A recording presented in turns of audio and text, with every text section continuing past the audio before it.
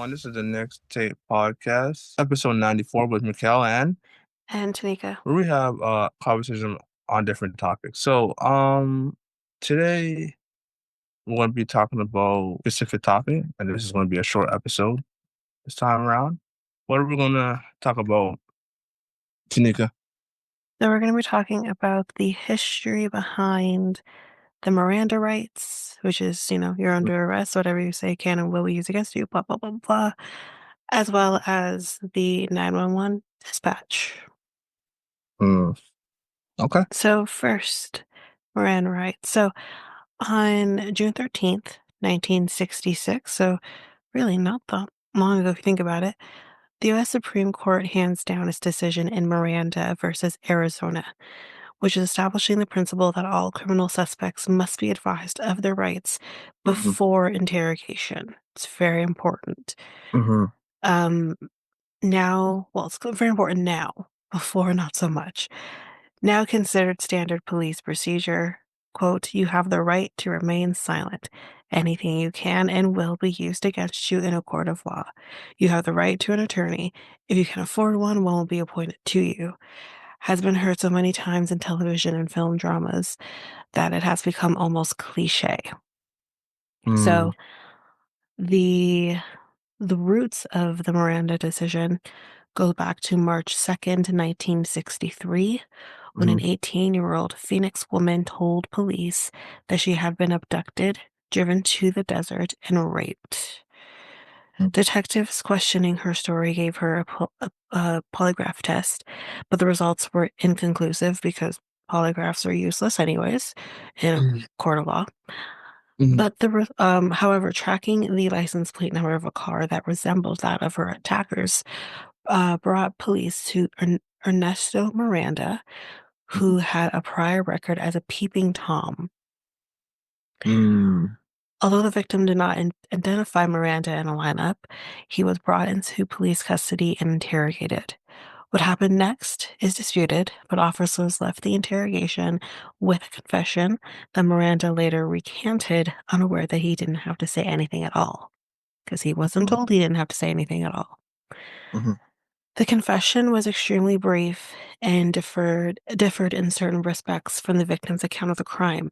However, Miranda's appointed defense attorney, who was paid $100, it's a lot of money in 1963, didn't call right. any witnesses Mm, at the ensuing trial, and Miranda was convicted. While Miranda was in Arizona State Prison, the American Civil Liberties Union took up his appeal, claiming that the confession was false and coerced. mm, The Supreme Court overturned his conviction, but Miranda was retried and convicted in October of 1966.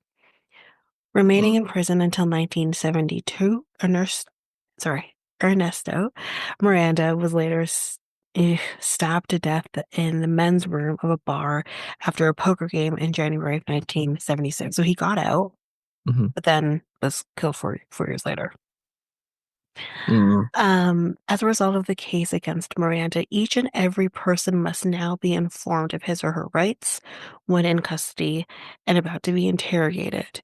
However, on June 23rd, 2022, the Supreme Court ruled that law enforcement officers may not be sued for damages under federal civil rights law for failing to issue the Miranda warning to suspects. So, my question to that then is, then what is the point?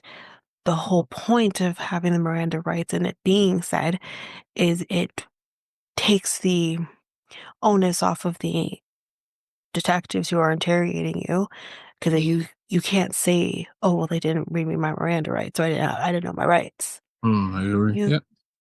you have no ground, I guess. Yeah. Yeah.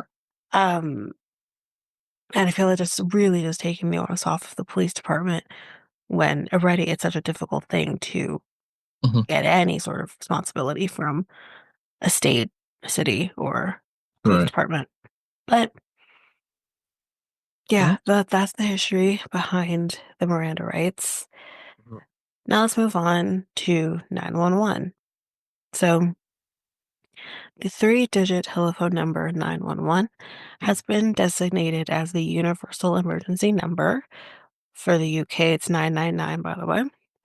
For mhm, citizens throughout the United States and Canada to request emergency assistance is intended as a nationwide telephone number and gives the public fast and easy access to a public safety answering point, PSAP.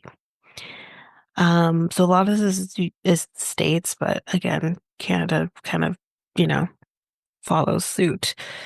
right. In the United States, the first catalyst for a nationwide emergency telephone number was in 1957. But fun Hmm, fact, it still wouldn't happen for like at least another 20 or so years.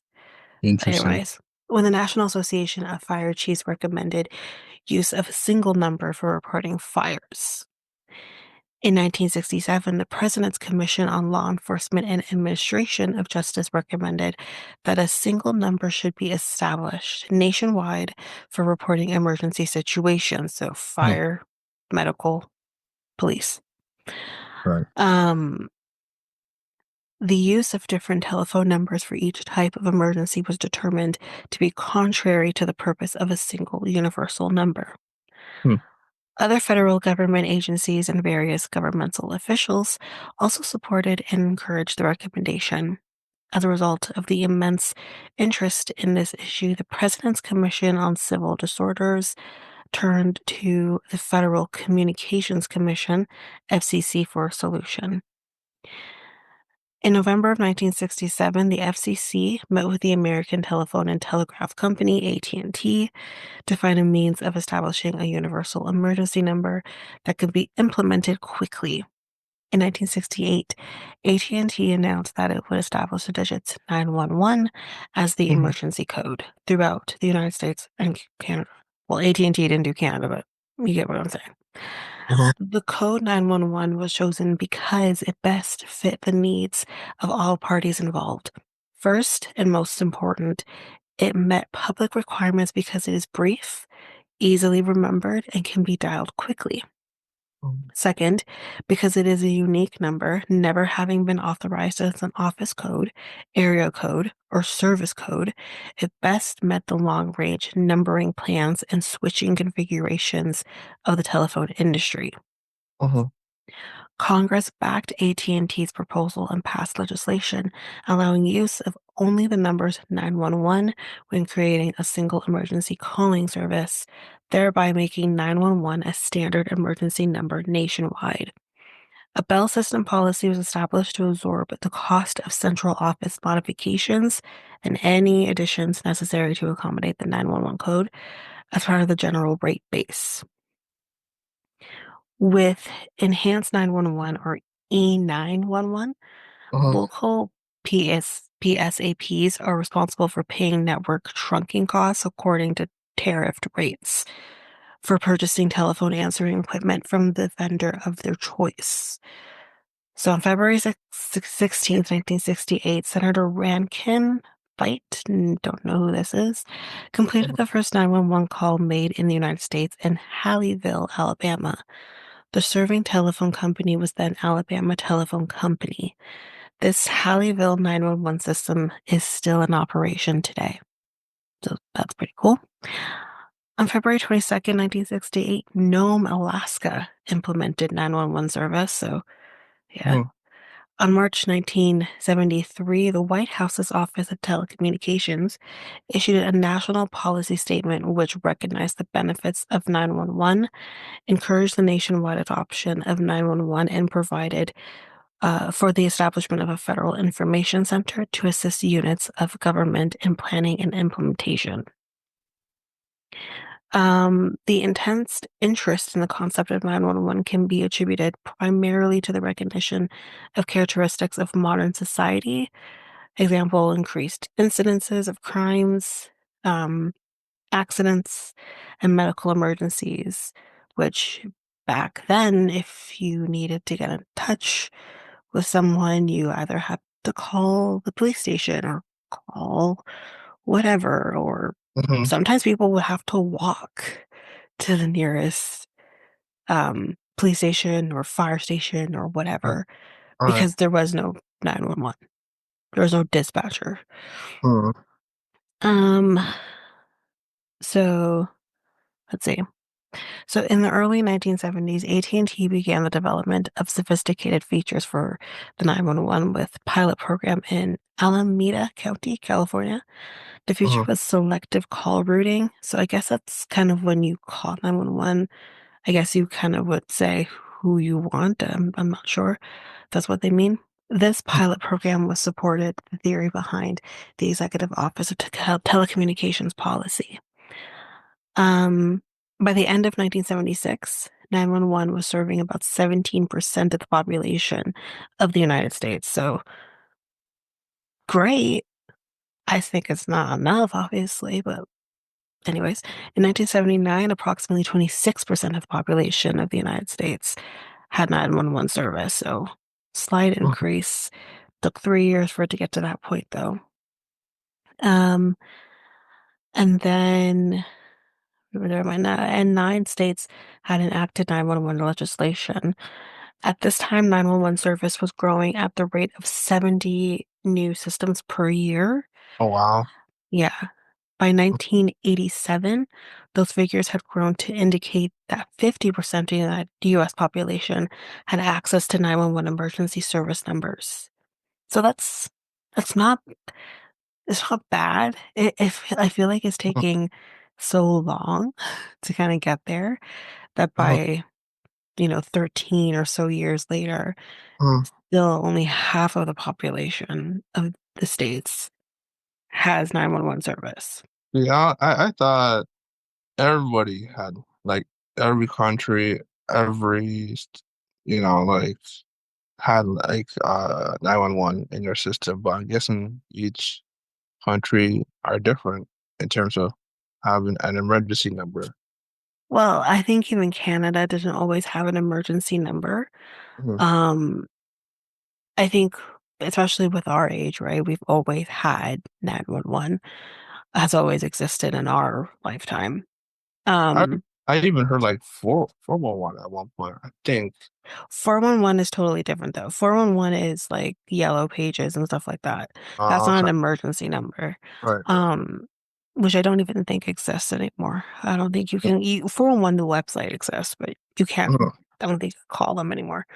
Um, but yeah, like we tend to forget that not everything always existed, right?